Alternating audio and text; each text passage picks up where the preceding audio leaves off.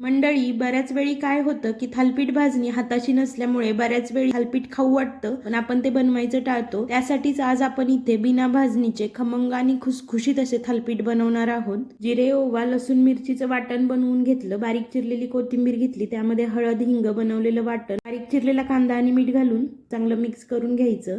त्यानंतर त्यामध्ये ज्वारीचं पीठ, गव्हाचं पीठ आणि बेसन घालायचं. त्याबरोबर पांढरे गावरान तीळ घालायचे आणि थोडं थोडं पाणी करून भाकरीचं पीठ मळतो तसं पीठ मळून घ्यायचं.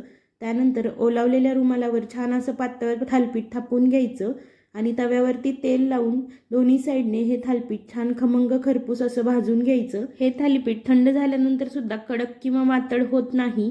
गरमागरम थालीपीठ मटकीची उसळ आणि दह्यासोबत चवीला अप्रतिम लागतं. डिटेल रेसिपी यूट्यूबवर अपलोड केलेली आहे, नक्की जाऊन बघा. थंड झाल्यानंतर सुद्धा थालीपीठ चिवट किंवा वातड होऊ नये यासाठी भरपूर अशा टिप्स सांगितलेल्या आहेत. व्हिडिओ आवडला तर लाईक, शेअर, सबस्क्राईब, फॉलो करा.